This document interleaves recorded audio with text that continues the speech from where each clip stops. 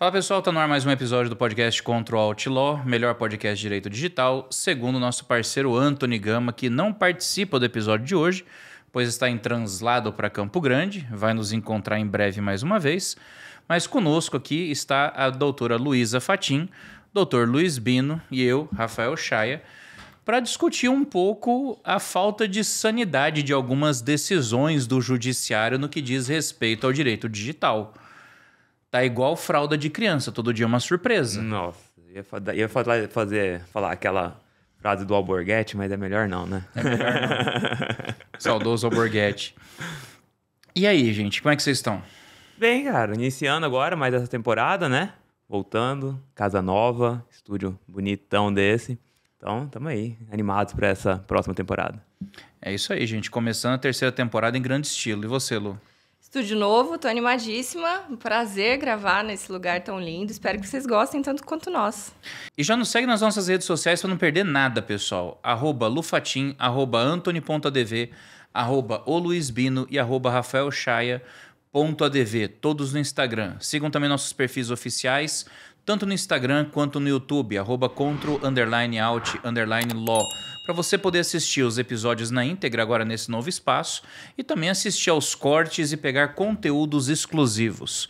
Sigam também o perfil dos nossos apoiadores, @Park Office Brasil, um dos melhores espaços de coworking aqui de Campo Grande, ali no edifício Evolution, na Avenida Afonso Pena, 7º e 15º andares, salas para todas as necessidades que você tiver. Conversa com a Roberta que ela vai te atender super bem. Esse é um podcast também apoiado pela ANAD, Associação Nacional de Advogados de Direito Digital. Segue lá no Instagram, @anad.brasil, para vocês terem acesso a alguns dos melhores debates com algumas das grandes mentes do direito digital brasileiro hoje.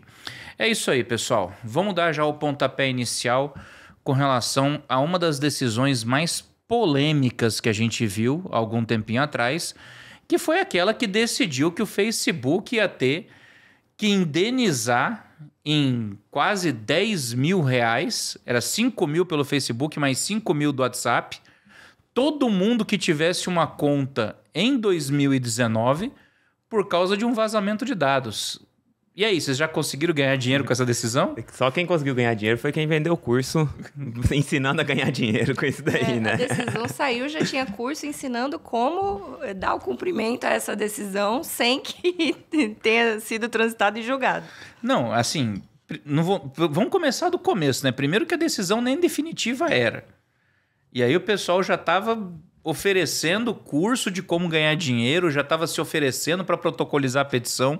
Teve gente que, inclusive, tentou se habilitar no processo para poder pegar o dinheiro já logo. Só que, gente, primeiro ponto que a gente tem que falar com relação a essa decisão é que não é definitiva. E também tem aquela questão da presunção de dano, né, Lu?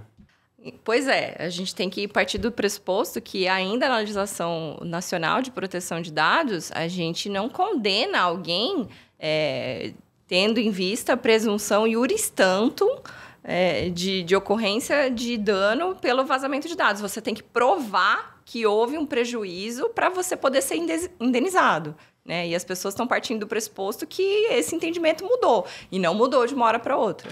Inclusive, o STJ confirmou esse entendimento em 2022. Então, assim, não é aquela coisa, vazou os dados, pronto, já tem direito a uma indenização. Você tem que comprovar realmente que você sofreu um dano real em razão do dito vazamento. Vamos explicar para a galera aqui qual que é a diferença, né? Porque existe o dano presumido, você não precisa provar, por exemplo, que você teve um dano moral experimentado do atropelamento do seu filho.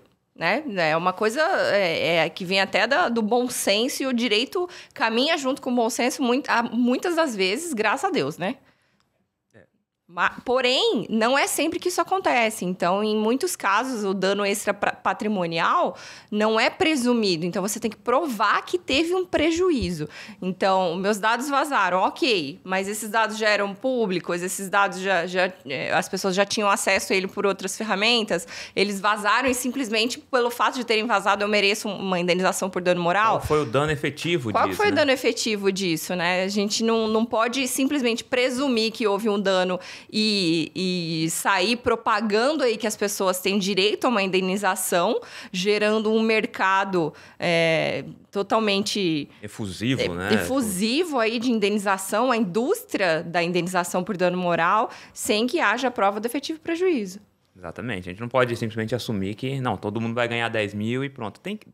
Existe muito isso, né? De você ter essa... Vamos jogar logo isso aqui na mídia, vamos fomentar o conteúdo, vamos engajar. Né? Vamos engajar. E aí essa busca pelo engajamento acaba que você mesmo, às vezes, você entra numa espiral de erro.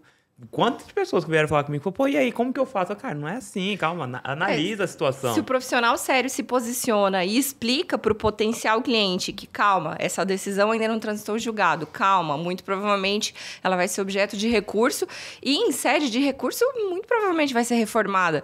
Aí o cliente, ele acha que a gente não está querendo atendê-lo e, na verdade, a gente está dando uma posição calcada num conhecimento sério, em estudo e em conhecimento do direito. Né? Nós tivemos até uma conhecida nossa que foi agredida por causa disso. Foi agredida porque uma potencial cliente a procurou querendo propor uma ação e ela se recusou a propor essa ação porque ainda não havia o trânsito julgado, explicou da seriedade da situação e disse, olha, não é porque estão propagando na internet que todo mundo tem direito a essa indenização desde agora que você tem que entrar com o processo, calma lá. Ela foi agredida, chamaram ela de tudo que é nome. Chamaram de burra, que não sabia que o conhecimento era raso. Cara, e não foi só a internet, não. Isso foi na mídia também. Eu lembro que quando isso aconteceu, foi logo no início do mês de agosto. Foi dia 2, 3 de agosto, mais ou menos. E eu tava em São Paulo, eu tava no Uber, tava ligado na Rádio Transamérica, eu não me esqueço, programa da hora do almoço. O locutor chegou e falou assim, já tem gente ganhando dinheiro com a decisão do Facebook. E aí, você vai querer ganhar também? Eu falei, rapaz... Mas já tinha, pô. Era quem já tinha gente ganhando. Era quem já tava vendendo curso, já vendendo petição. Esse pessoal que tava ganhando dinheiro. Isso até foi posto na mídia já como um ganho certo, né? E aí, o grande problema de quando você fala a verdade, você fala pro pessoal, gente, calma, não é assim, devagar com andor com santa de barro. Não é o que a pessoa quer ouvir. Esse é o problema. As pessoas, elas querem se convencer de que elas já têm direito a ganhar 5 mil ou 10 mil reais. Esse é o problema. Elas querem ouvir isso. Quando você contraria essa narrativa inicial, a pessoa acaba tendo uma reação violenta. Ela tenta desacreditar o que você está falando. Você contraria uma expectativa de ganho de dinheiro fácil, né? Então, ninguém quer ouvir isso. Agora, o mais triste de tudo é que não foram só pessoas de fora do direito propagando essa possibilidade de indenização. Não, eu vi vários advogados fazendo posts de como você pode ganhar essa indenização, o que você precisa fazer para ganhar uma indenização. Ganhe 5 mil do Facebook. É só dar um Google ali. Assim, mas causa ganha, né, doutor? É causa ganha. Tá todo mundo falando. Gente, aprenda uma coisa de uma vez por todas. Não existe causa ganha. Se você pegar alguém que olha pra você e fala assim que a causa é ganha, desconfia. É igual aqueles gurus de internet que olha pra você e fala assim, vou te ensinar a ficar rico. Vou te ensinar a ganhar 100 mil por semana usando inteligência artificial. Isso não existe. Se o cara tivesse ganhando 100 mil por semana com inteligência artificial, ele não tava nem fazendo vídeo no Instagram. Ele tava sofrendo em Paris. Então, calma. Pelo amor de Deus, presta atenção e vai consultar. E o duro é que essa decisão acabou criando tendência, porque em setembro, agora no dia 21, saiu outra muito parecida, que condenaram a Caixa Econômica, o Dataprev e, pasme, excelência, a ANPD, Autoridade Nacional de Proteção de Dados. A ANPD foi condenada junto a indenizar em 15 mil reais os beneficiários do Auxílio Brasil que tiveram seus dados vazados. Aí me pergunto se o juiz que decidiu isso sabe o que é a ANPD, né, cara?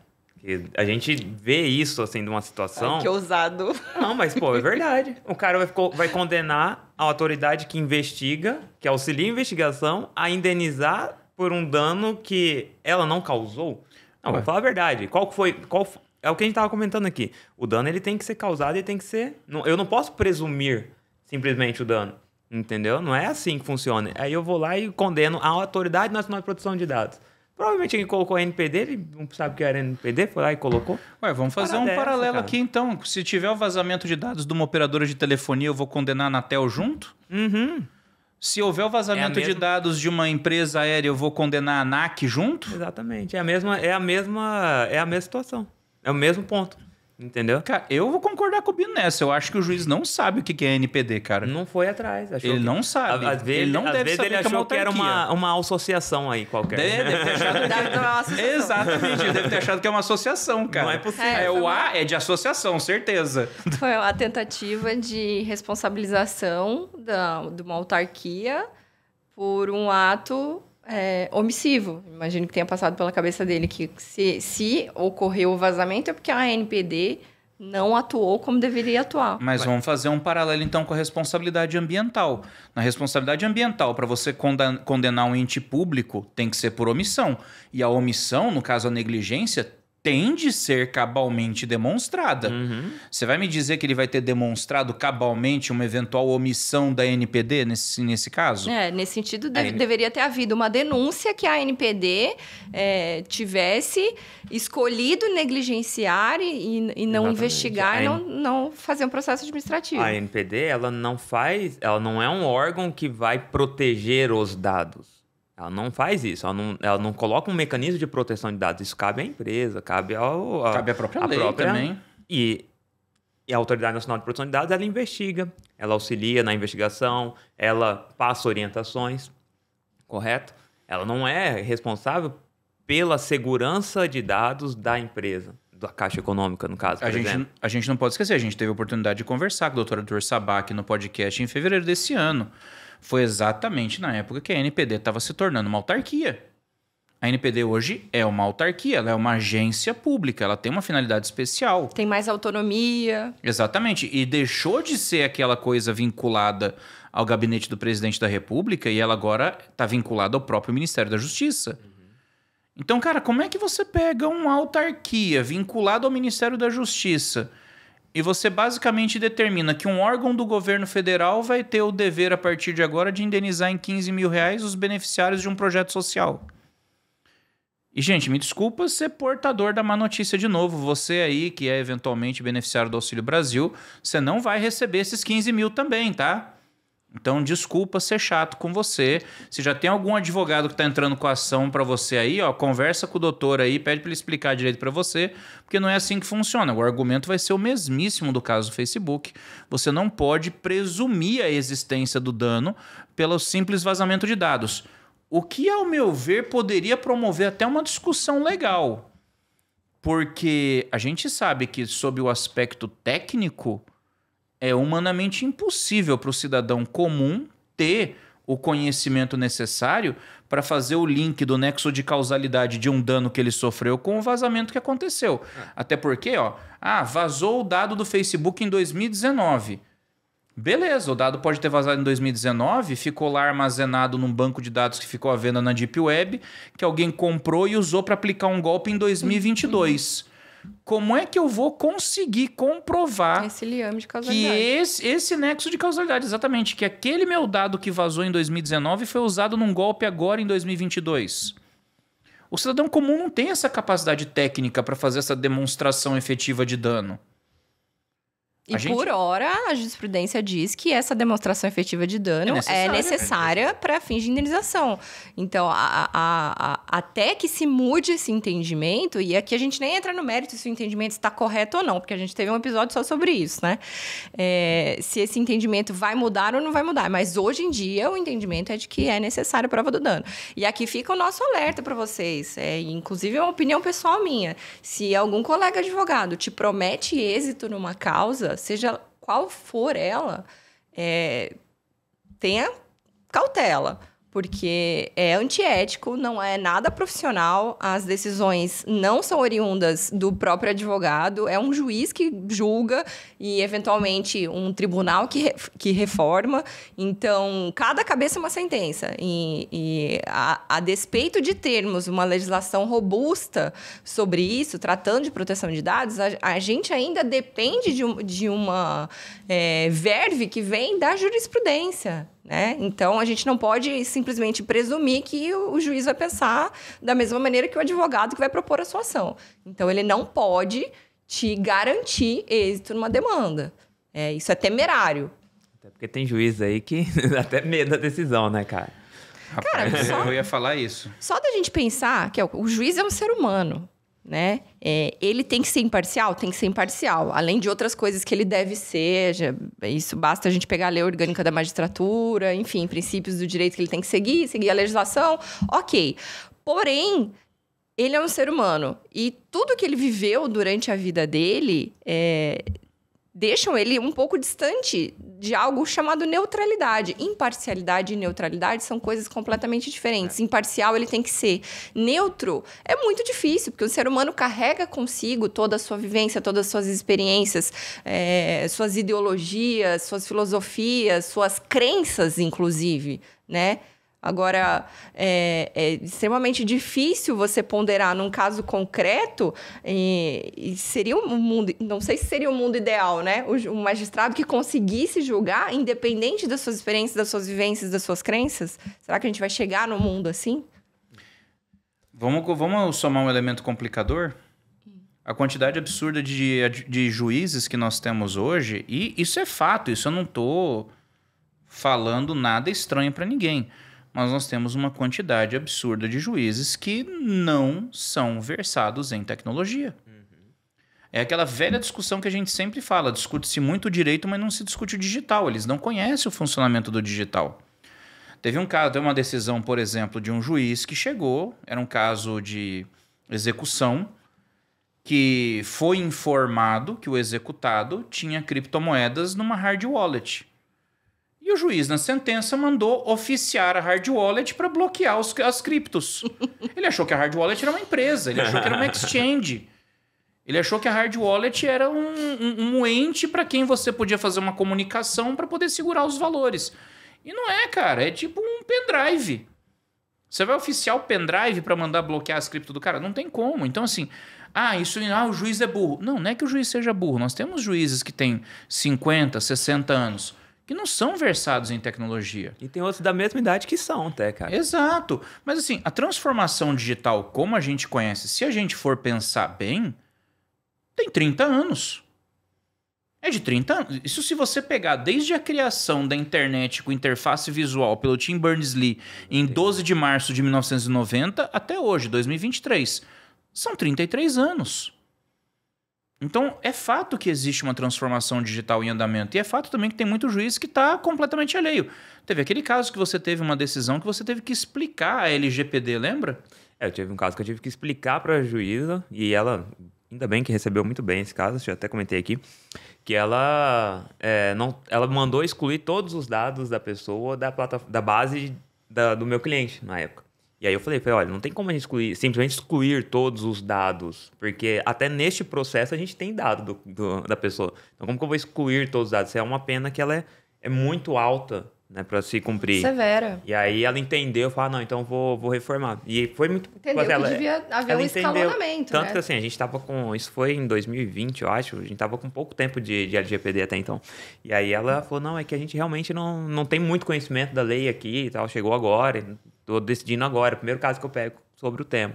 Daí, sorte que ela foi bem receptiva, né? Mas assim, a gente tem... Cara, vamos comentar uma outra situação aqui que aconteceu agora recentemente, que é o fato lá do TRT ter decidido da Uber. Pois é. Um tribunal regional decidiu que a Uber tinha que pagar 1 bilhão de indenização, mais a assinar a carteira de todos os motoristas. E ainda coloca lá, o juiz ainda coloca que, mas 1 bilhão para a Uber é irrisório. Bem. E assim, a gente, cada vez mais nós estamos avançando em uma web que ela é descentralizada, correto? A nossa própria legislação fala que a gente pode empreender com a internet, correto? E cada vez mais a gente tem plataformas que oferecem o serviço, oferecem que a pessoa possa prestar este serviço sem que ela seja vinculada diretamente a esse trabalho. Ela pode prestar como é o fenômeno da uberização do trabalho. Exato. E aí o Uber vai lá, um juiz vai lá e decide que não, é 1 bilhão. Cara, e assim, qual que é o problema? A gente sabe que isso não vai se sustentar. É óbvio, já teve outro Já foi juiz, derrubada a decisão. Já Graças foi. a Deus. E assim, não se sustenta. Por quê? Já teve outros juízes que decidiram dessa forma. Assina toda a carteira de todos os motoristas do Uber. Assina a carteira de todos os entregadores do iFood. Só que qual o problema disso?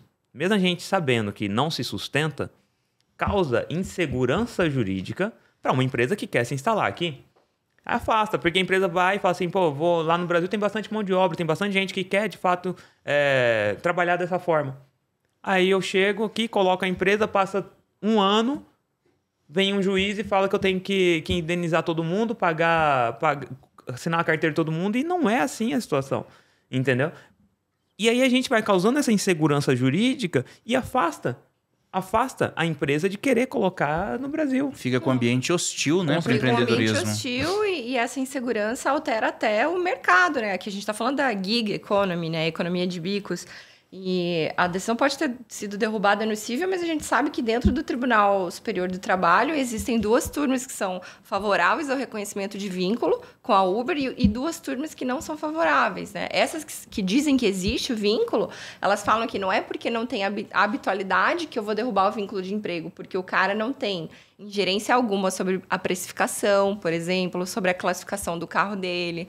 Se o cara, por exemplo, o motorista, eventual motorista, fica doente ou precisa de uma licença, ou ele se afasta do trabalho por motivo de doença ou cirurgia, os pontos dele dentro do algoritmo são derrubados e quando ele volta, ele está em uma posição totalmente, né? Fora que a plataforma pode desligá-lo a qualquer momento. Eu não estou defendendo aqui o entendimento do TST, com o qual, aliás, eu discordo. Mas são argumentos que não são frágeis, né? Mas dentro aí da justiça do trabalho. Mas aí eu sinto que isso é sintoma de uma lei que está desatualizada. De novo, você pegar um juiz discutindo direito que não está discutindo digital.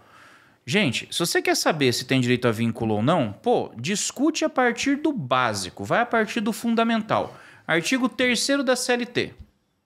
Considera-se empregado quem trabalha em caráter não eventual com dependência do empregador. Ou seja, não pode ser uma atividade eventual, e o Uber é eventual. Tende a haver relação de dependência, não tem relação de dependência, porque você pode trabalhar quando você quiser, você não é contratado diretamente, você sequer é remunerado diretamente. O Uber estabelece um formato de trabalho em parceria. Você é remunerado diretamente pela carona que você dá. O que o Uber faz é reter parte do valor para ele, porque ele cedeu espaço para você. Se eu vou começar a estabelecer a necessidade, então, de um vínculo de trabalho com o motorista do Uber, então, peraí, eu vou ter que estabelecer, então, um vínculo trabalhista com todo mundo que é motorista, por exemplo, do 99 Táxi. Ou pior ainda, você sabia que o estado de São Paulo tem um aplicativo oficial para os motoristas de táxi? Sabia. O estado de São Paulo tem um aplicativo para os motoristas de táxi. Então, se eu agora vou ter que contratar com carteira assinada Uber, então eu vou ter que contratar os motoristas de táxi pelo governo de São Paulo. O que seria, basicamente, um concurso automático com aprovação definida por decisão judicial. Se a gente vai estender os conceitos dessa maneira, torná-los tão elásticos, então outras searas terão que ser atingidas. Eu nem diria que é elástico. É você trabalhar por analogia pura e simples. E é isso que causa a insegurança jurídica. Se eu sou obrigado a fazer assinatura de carteira de motorista do Uber, então o governo de São Paulo vai ser obrigado a contratar, o que vai tornar concursados, todos os taxistas que utilizam o aplicativo do governo de São Paulo. E aí, quer dizer, é o tipo de decisão que os caras vão dando, mas os caras não param para raciocinar um minuto nas consequências dos desdobramentos que essa decisão podem causar. Eles não pensam... Essa questão do ambiente hostil é uma coisa que eles não pensam, com certeza.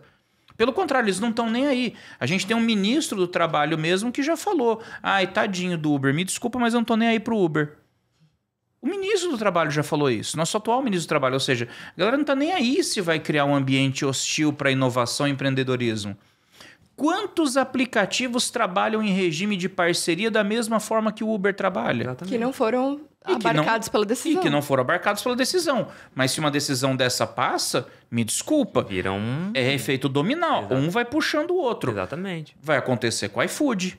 O iFood agora vem... Essa semana, inclusive, teve aí umas discussões... Esses dias agora. Teve essa discussão de uma paralisação, porque eles estão querendo fazer... Dos entregadores. Dos entregadores, porque eles estão querendo fazer uma adequação em relação à própria lei ou... As condições. As condições de trabalho de garçom, né? Que você ganha ali você tem um valor fixo, mais a porcentagem. Então, eles estão querendo ter a reivindicação, pelo que eu vi. Eram R$35 por hora logada, mais em cima da sua produção, né? Da produtividade. Só que aí também é a mesma coisa. Por quê? Você vai vendo que o ambiente hostil vai se formando, e aí quem olha fala assim, pô, aí vem sindicato, fala assim, pô, vou fazer também. E aí já vai conselho disso, aí associação, aí começa. E aí, será que de fato o próprio entregador, o próprio Uber, ele tá querendo isso? Será que para ele também não é temerário essa situação? Ué, o que acontece é que simplesmente a empresa vai lá e puxa o plug. Assim, então Quer ver um exemplo? E a pessoa fala assim, não vai fazer isso. Faz. Quer ver um exemplo? A gente discutiu num episódio o PL 2630. E tem uma disposição do PL 2630 que fala sobre direito autoral e monetização de notícia. Sim. Que se você compartilhar notícia em rede social, a rede social vai ter que pagar para o veículo de comunicação pela veiculação da notícia, o direito autoral, certo? Isso já aconteceu no Canadá. Isso é aplicado no Canadá. Sabe o que aconteceu? O Facebook simplesmente configurou as redes sociais dele, meu amigo, para impedir compartilhamento de notícia. Você não consegue compartilhar notícia no Canadá. Ou seja, você cria uma regra para monetizar e fazer um tratamento mais justo, mas na verdade o que você conseguiu foi restringir... Excluiu o serviço. Não, você excluiu o serviço e restringiu a circulação de informação. O que é justo, né? Não tem essa. O iFood mesmo. O iFood aqui na América do Sul, se não me falha a memória, tem... Acho que tem uns 2 países aqui na América do Sul, não vou me lembrar agora quais são, que o iFood já parou de operar. Ele não opera mais, ele simplesmente parou, saiu fora, tchau e benção. Então, se você começa a criar ambiente hostil, um ambiente de regulamentação que estrangula o empreendedorismo, cara, você vai dar um tiro pela culatra. Você só vai conseguir espantar esse pessoal e vai fazer com que menos oportunidades apareçam para a pessoa ter uma fonte alternativa de renda, ou você vai começar a fazer com que serviços saiam de circulação, o que vai fazer com que nós mesmos, como usuários, tenhamos menos opções. Ou seja, vai ser tudo ao contrário. Prejudica toda uma cadeia. Tem um estudo que foi encomendado, eu não lembro agora, acho que foi pela Federação das Indústrias de São Paulo, que o pessoal perguntou qual que seria o impacto da regulamentação dos aplicativos. E o pessoal sempre faz a questão do impacto olhando a empresa, né? Para as empresas de aplicativos o impacto vai ser de 27 bilhões, mais ou menos. Legal, só que ninguém pergunta qual vai ser o impacto para a economia aqui fora. O impacto ia ser de 5 bilhões. Você iria tirar de circulação 5 bilhões. Quando você cria esse ambiente hostil, você não está só criando uma regulação para a empresa.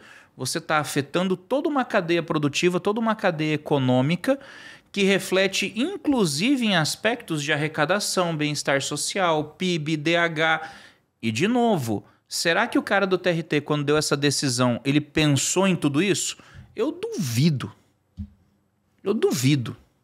Aí eu falo, né? Às vezes o cara tá ali, faz isso, aí aparece na mídia e tal, fica legal para ele. Então, assim, a gente cada vez mais tem essa festividade de decisões e eu falo assim, a festividade até dos próprios magistrados, às vezes, de aparecer e causa, de fato, segurança jurídica. Outra coisa agora que vai ainda acontecer... que é o STF vai decidir agora, vai começar uma decisão sobre a possibilidade de bloqueio de WhatsApp, de serviço de mensageria, né? WhatsApp, Telegram e tal.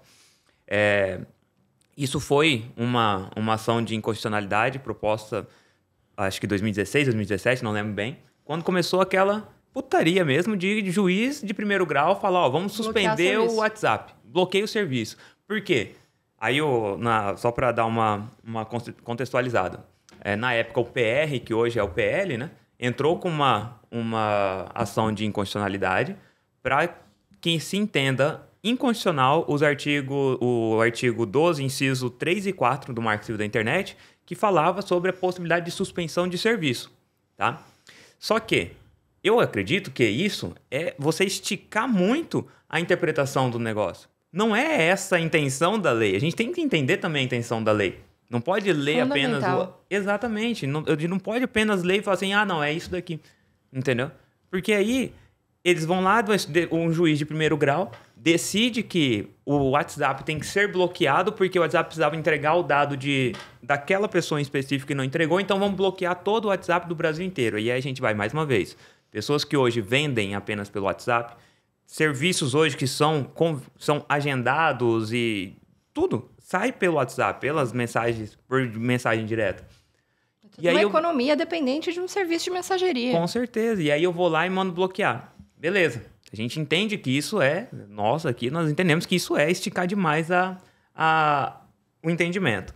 E aí eu entro na questão de termos hoje o magistrado querendo ser cada vez mais o foco da atenção, e isso lá no nosso Suprema Corte também acontece. Essa decisão, que aparentemente é uma decisão que, cara, não faz sentido você bloquear todo um serviço por causa de uma pessoa, hoje ela vai ser discutida, ela estava sendo discutida em plenário virtual, né? Já teve um voto lá da Rosa Weber contra, né? Entendendo que não deve ser inconstitucional. Qual foi o entendimento dela?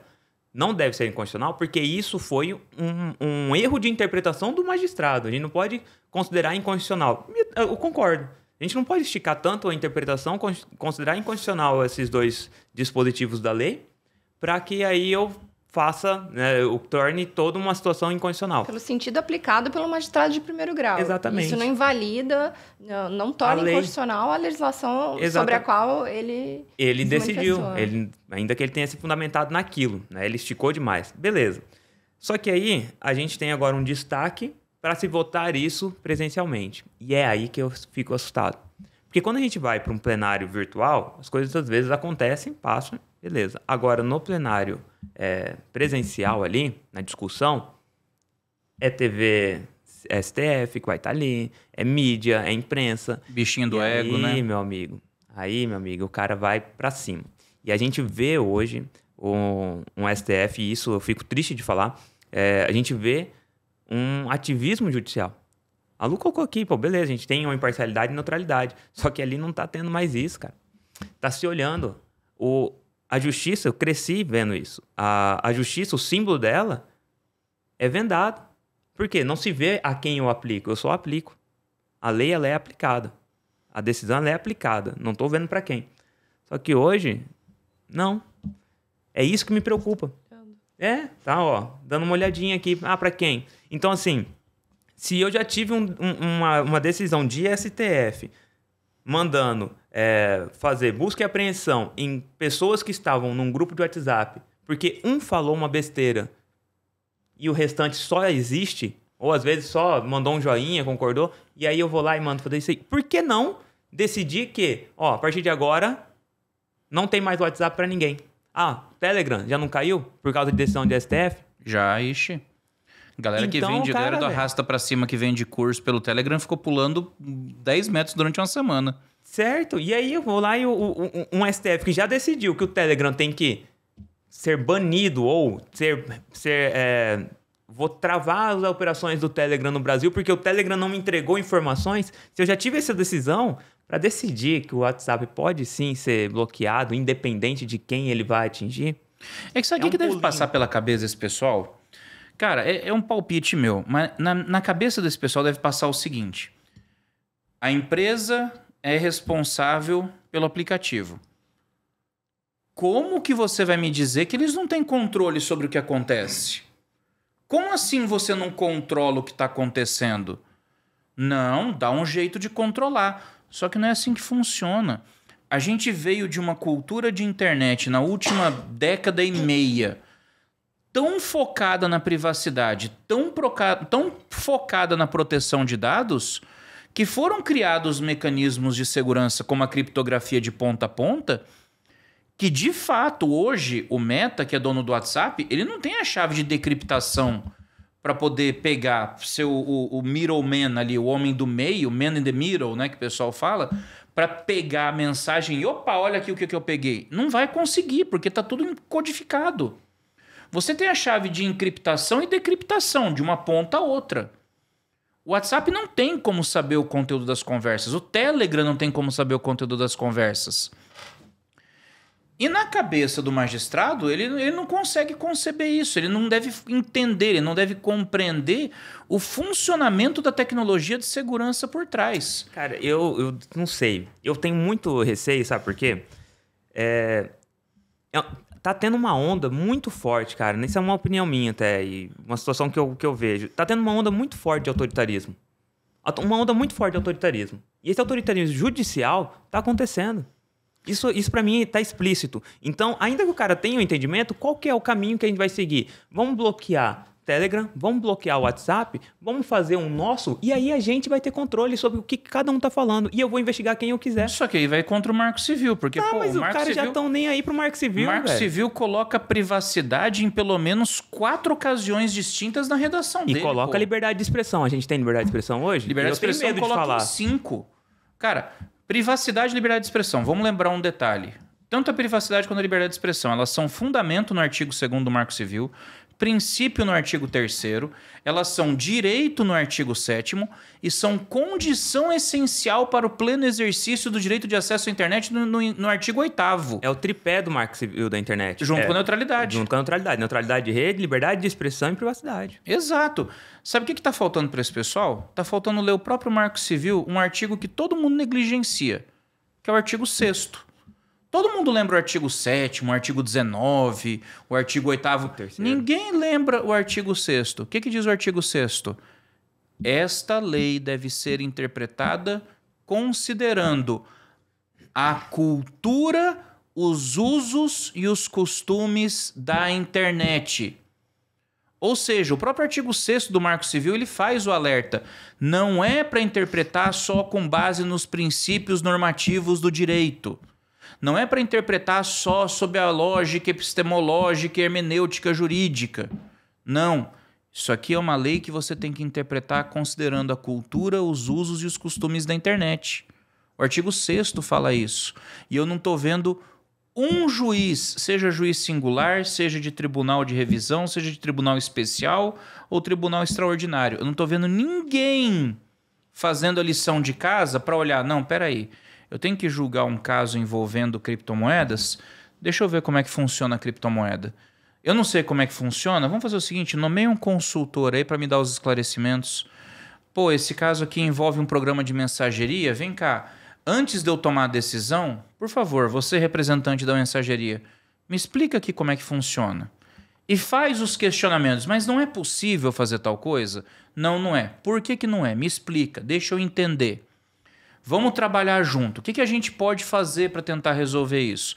Fizeram na época das eleições aquele termo de compromisso dos provedores de aplicação, das empresas, etc., para que eles se comprometessem em combater as fake news. Aquilo foi uma bruta oportunidade perdida. Porque era hora de chegar, sentar e conversar com a galera. Ó, pessoal, vamos fazer o seguinte, vamos conversar aqui. Dentro da capacidade técnica de vocês, o que a gente pode fazer? Porque até o Marco Civil ele coloca que as empresas elas vão fazer conforme a sua capacidade técnica. Conforme a sua capacidade técnica, exatamente. Ó, por enquanto a gente não tem como. Beleza, vamos pensar uma solução junto. Vamos bloquear, então, todo o acesso. Com relação ao autoritarismo, me desculpa, mas a gente tem que mencionar a reunião do ministro da Justiça com os representantes dos provedores de aplicação, no que ele falou. A era do termo de uso acabou. Quem manda é a minha lei e a minha Polícia Federal. Só que, cara, não adianta você fazer dessa forma. Porque você vai ter decisões que, do ponto de vista técnico, são inexequíveis. E isso a gente está vendo acontecer desde lá do caso Daniela Sicarelli. Uhum. Lá atrás, quando o YouTube chegou a ficar 24 horas fora do ar. Você lembra desse caso? Lembro, claro. Que, some os termos, não pode mais pesquisar esse termo, não pode mais entregar nada sobre... Tipo, não, o vídeo da Daniela Sicarelli não pode aparecer. Só que, cara, o YouTube, pelo amor de Deus, deletava, subia 2. Deletava, subia 4. Deletava, subia 8. Chegou uma hora que a página inicial do YouTube era só o vídeo dela. O que o juiz fez? Tira o YouTube do ar. Pô, peraí. Olha como você compromete a receita de uma empresa por causa do mau uso de alguns usuários. Ah, mas cabe à empresa criar meios de moderação, etc. Aí a gente começa a entrar naquele problema da moderação automatizada, de algoritmos e o escambau, entendeu? Então isso é para você ver como que uma decisão mal pensada pode influenciar e pode impactar não só toda uma economia em torno desses aplicativos, mas também pode impactar a própria rotina e a vida do cidadão. A gente fala, por exemplo, aí, vamos bloquear o WhatsApp, como a Luísa falou. E muita gente trabalha com o WhatsApp hoje. O decreto 7962, que define o comércio eletrônico, fala que uma das obrigações do comércio eletrônico é trabalhar com canais eletrônicos de comunicação. Cara, um monte de empresa faz atendimento ao consumidor pelo WhatsApp.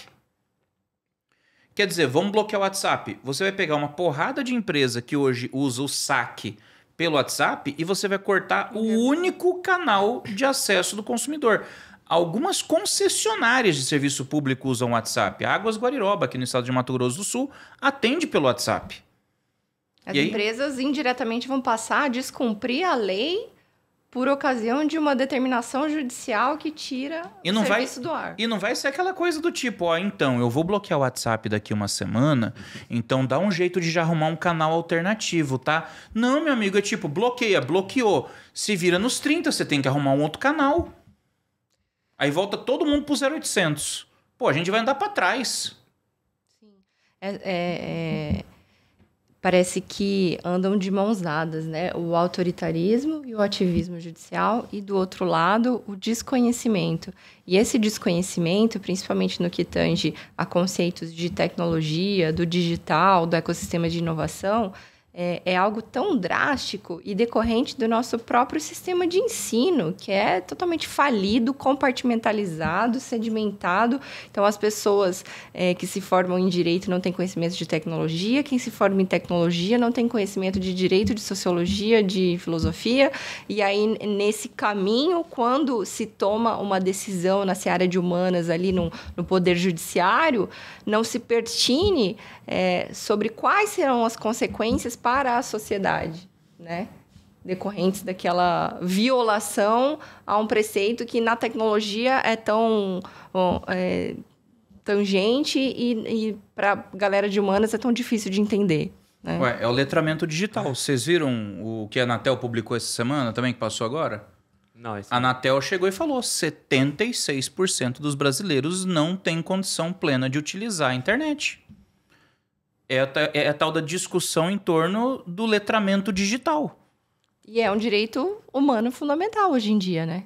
Quer dizer, a gente ficou tão preocupado em garantir o acesso à internet para as pessoas que a gente não fez o fundamental, que foi exatamente ensinar as pessoas a usar a internet.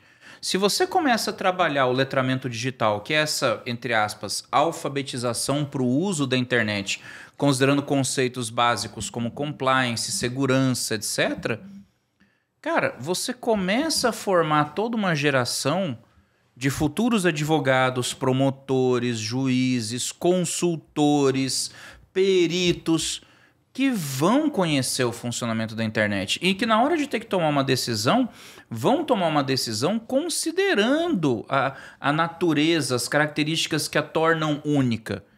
A gente ainda trata a internet como se fosse um simples meio de comunicação, e não é. A gente já sabe que não é há muito tempo. Às vezes eu dou graças a Deus que o metaverso entrou em coma, porque pensa a quantidade, porque vocês já fizeram até busca e apreensão no metaverso. Eu não esqueci essa busca e apreensão no metaverso, eu tava falando sobre ela ontem ainda. Outra coisa que a gente tinha que falar nesse episódio: busca e apreensão no metaverso. Ninguém me explicou isso até hoje.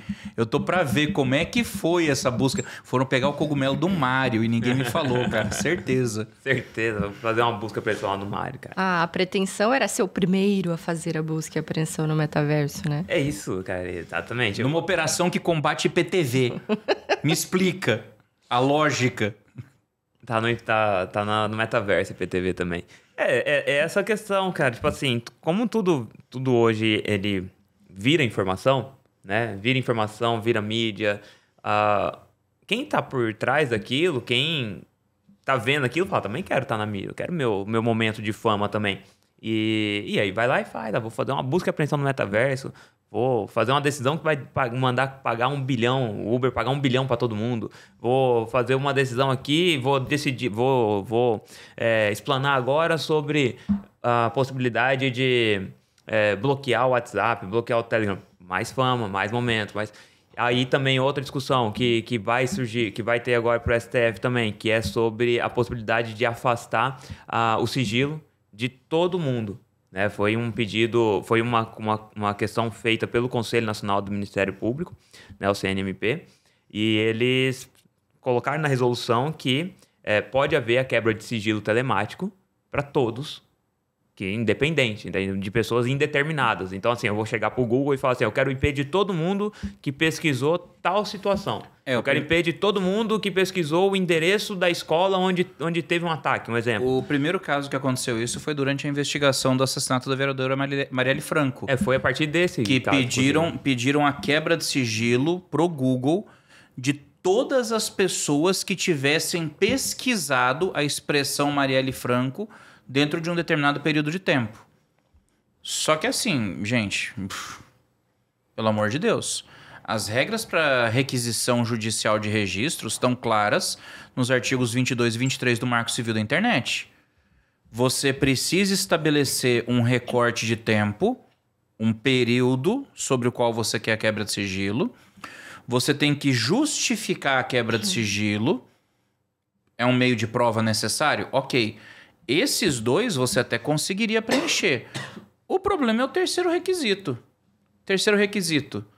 Você tem de estar sendo investigado por um crime que você tenha fundados indícios de ter acontecido. Só pode ser feita a quebra de sigilo telemático, a quebra de sigilo eletrônico de alguém que esteja sendo investigado. Aí agora os caras querem relativizar a privacidade. Tipo, vamos fazer a quebra de sigilo aí de 200 milhões de brasileiros que tenham pesquisado a expressão tal no Google entre os dias 1º e 30 de setembro. Pô, quer dizer, a gente vai estabelecer então um estado policial em que automaticamente todos são suspeitos quando alguma coisa acontecer? Todos passam a ser suspeitos, todos passam a ser tratados como investigados e cria-se um estado de vigilantismo totalmente autoritário, ao arrepio de uma legislação que já existe. Exatamente. Cara, eu falo o seguinte, tudo isso daí, beleza. Você pode até pensar que existe sim, de fato, uma situação que é nobre, né? Uma investigação e tal. Isso é bom. Todo mundo quer uma investigação, todo mundo quer saber quem cometeu o crime e tal. Mas não se faz assim, porque ainda que eu tenha uma motivação justa para isso, depois, meu amigo, acabou. Censura e autoritarismo não tem ombro. Entrou um pouquinho, vai tudo, velho. Vai tudo. Não adianta, tá? Então, isso daí são situações que a gente tem que ficar muito alerta. Porque se hoje decide, fala, não, para este caso, né, vamos sim. Depois deste caso vai ter um outro. Depois eu vou estar sendo investigado junto com um grupo que eu tenho de WhatsApp porque algum ali falou uma merda. E depois eu vou ter ali uma outra situação em que teve um crime no meu bairro, eu também sou investigado porque eu moro no bairro. E é assim que a gente vai, entendeu? Cada vez mais a gente vai estar entrando num total vigilantismo, que é o que você falou, e a gente vai perder nossa privacidade, nossa liberdade, entendeu? E a gente tá caminhando para um caminho Half-Life. Cara, eu vou pegar aqui uma citação do professor Aurí Lopes Júnior, que para mim resume isso. Que ele fala o seguinte: forma, porque investigação é forma. Forma é legalidade e forma é garantia. Vale a regra do jogo. Não vale tudo para condenar alguém. Não se condena um crime cometendo outro crime. Isso foi o professor Aurí Lopes Júnior falou em 2022. Acabou. Forma é garantia. É a regra do jogo. É o que vale. Se eu coloco a privacidade como um dos pontos fundamentais do Marco Civil, se eu coloco a privacidade como um fundamento, um princípio, um direito e um requisito... Ainda tem uma lei específica sobre isso. E é a mesma privacidade que está descrita na Constituição Federal, que é direito e garantia fundamental. E do outro lado, a presunção de inocência. Porra, não preciso nem falar mais nada. Quer dizer, tudo isso eu vou relativizar porque eu quero fazer o meu trabalho de forma mais fácil? Meu amigo, Rui Barbosa Águia de Aia já dizia: eu prefiro 100 culpados soltos a um inocente condenado. Quem pensa diferente não conhece o direito. Então, peraí, a gente vai começar a relativizar. Porque se você relativiza a privacidade, você está atingindo de morte a presunção de inocência. E aí? Senhores garantistas, a palavra está com vocês agora. A gente vai permitir que isso aconteça? Cara, eu quero, de coração, acreditar que decisões desse tipo que a gente está discutindo hoje são frutos únicos e exclusivos da falta de conhecimento de como funciona a internet. Eu quero ter essa tranquilidade. Porque se essa pessoa um dia quiser sentar, conversar e entender como as coisas funcionam, ela vai mudar de ideia. Me preocupa muito um prognóstico de que essas decisões conheçam isso e estejam escolhendo ignorar. Porque aí nós vamos ter um problema. A lei não pode ser simplesmente ignorada desse jeito.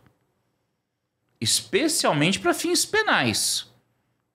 Porque direito penal, galerinha aí que é do cível, a gente tem que lembrar. Direito penal não é igual ao direito civil, não. Direito penal é taxatividade. É princípio da legalidade. Artigo 1º do Código Penal. Não existe crime sem lei anterior que o defina, nem pena que não esteja definida por lei. A interpretação tem que ser estrita nos termos do que está escrito na redação. Não posso fazer interpretação, porque é vedada a analogia em Malam Partem. Exatamente. Eu não posso fazer uma interpretação analógica para prejudicar. E parece que a gente entrou na era dos direitos freestyle agora. Tem muito, cara. É bastante. É a era dos direitos freestyle, cara. É pra ver quem faz a rima mais bonita, de certo, daqui a pouco. A gente não tem mais a individualização da conduta, entendeu? Todo mundo tá no mesmo balaio. Então, cada vez mais a gente tá indo para um caminho que preocupa. E aí a gente tem o quê? Mais uma vez eu volto a dizer, esse ativismo judicial que está acontecendo todo aí. Cara, a Constituição Federal, ela coloca como condição para indicação de ministro do STF, não coloca nem que a pessoa tem que ser formada em direito. A gente só presume isso. Mas a Constituição Federal, ela fala que o ministro indicado para o STF, ele tem que ter notório saber jurídico. É isso, notório saber jurídico. O que é notório saber jurídico? É ser uma pessoa que ela é conhecida no meio jurídico, ela tem leis que ela tem doutrinas, né? Obras que embasem aquela fala dela. Ele é uma pessoa que é utilizado em decisões judiciais para que eu me embase, conforme o professor Rafael Chaya fala no seu livro, tá aqui, ó. Isso é notório saber jurídico. Contribuições relevantes para o mundo do direito. Exatamente, contribuições relevantes. O cara não pode virar um notório sabedor do direito depois que ele já virou ministro do STF. Eu não posso indicar o ministro do meu partido, o advogado do meu partido, o meu advogado lá. Isso daí é colocar o quê? É transformar o STF, que é um órgão judicial, em um órgão político. E a gente precisa deixar claro que hoje a gente vive a sociedade digital. Aquela do Pierre Levy. A gente está vivendo a cybercultura. Se você começa a ter decisões mal pensadas, você vai subverter completamente a ordem desse ambiente de transformação digital que a gente está vivendo. O Bino é da área de startups.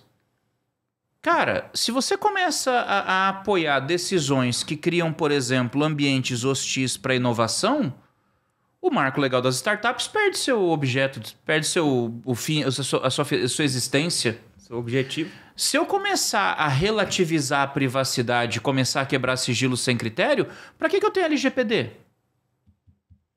Se eu começar, por exemplo, então, a querer fazer controles de discurso prévio ou criar, de repente, regras de responsabilização prévia de aplicativos, para que eu tenho marco civil? Se eu posso bloquear um WhatsApp, para que eu tenho o decreto 7962? O que eu vejo é que muitas vezes essas decisões estão buscando terceirizar responsabilidades que deveriam ser do próprio Estado. Você vê, por exemplo, decisões no sentido... Tem um processo que está sendo julgado agora, um caso que está sendo discutido, que eu estou só esperando para ver qual vai ser a decisão. Que o pessoal está discutindo se o Mercado Livre deve ser responsável pelos produtos piratas que são vendidos na plataforma. Vamos dizer que o juiz olhe para você e fale assim, não, Mercado Livre, você é responsável pelo que está sendo vendido. É uma discussão que agora quer debater se os marketplaces são responsáveis pela origem do produto, porque eles querem tirar de circulação aqueles TV Box. Será que o pessoal não parou para pensar que uma decisão desse tipo vai começar a revestir marketplace com poder de polícia?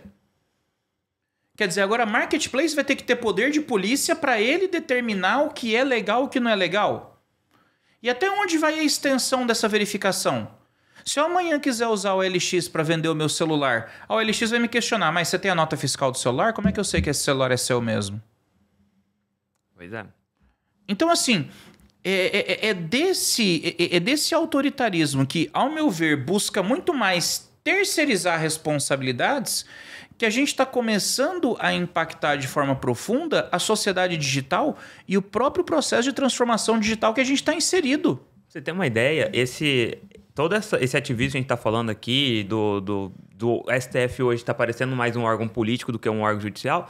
Agora a gente vai começar, foi proposto, né, uma PEC para que o próprio poder legislativo reanalise as decisões do poder judiciário. Não, legal, porque a gente está com o judiciário legislando e agora a gente vai ter o legislativo julgando. Então, vai inverter totalmente. Tá sensacional. Nossa. Vamos transformar esse podcast no podcast de games, vamos começar a fazer live de NPC. Porque tá difícil, cara. Rosa, Milho. Rosa, milho, nhanhanhã, milho, porque vamos ganhar dinheiro assim agora, porque o direito já tá indo pras cucuia. Tá difícil. Tá difícil, gente, tá difícil. Mas e aí, pessoal? Vocês estão acompanhando essas decisões também? Manda uma mensagem pra gente, deixa um comentário aí, fala aí o que vocês estão achando de tudo isso. Considerações finais, senhores. Milho. Não. Cara, olha, eu continuo no meu estado de eterna vigilância, bicho. Pra mim, a gente tem que ficar muito ligado nisso. Não pode simplesmente fechar os olhos e aceitar, entendeu? Ainda que a gente tenha medo hoje de falar, ainda que a gente tenha medo de se posicionar, é isso que vai fazer com que a gente esteja em uma posição diferente daqui a algum tempo. Não pode até estar preso, mas vai ser ali defendendo o que a gente acredita, defendendo nossos valores, e é isso que eu vou continuar. Você quer Marlboro ou Derby? Eu prefiro... A gente visita você. A gente visita Marlboro você. Azul. Marlboro Azul vale mais lá. Marlboro Azul. Cara, eu acho que tudo se resume àquela coisa que a Luísa vive falando pra gente, cara. É a tal da evangelização em torno do direito digital. A gente tem que promover conhecimento de direito digital e eu acho que o podcast é pra isso. Ótimo. Olha quantos temas de direito digital a gente já discutiu que foram temas abordados em decisões que a gente está criticando aqui hoje.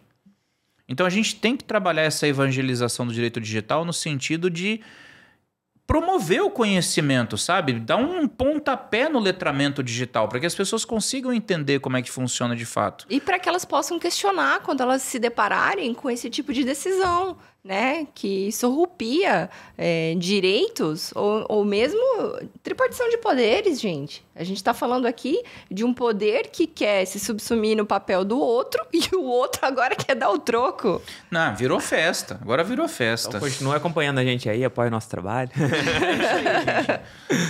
Gostou? Curte aí, pessoal, compartilha, chama o pessoal para ouvir esse episódio, para assistir a gente no YouTube. E não deixa de seguir a gente nas redes sociais, @lufatim, @oluisbino, @antony.dv e @rafaelchaia.dv, todos no Instagram. Segue também os perfis oficiais, tanto no Instagram quanto no YouTube, tá, gente? @control_alt_law. Valeu pela audiência, pessoal. Fiquem com Deus. Até a próxima e fui.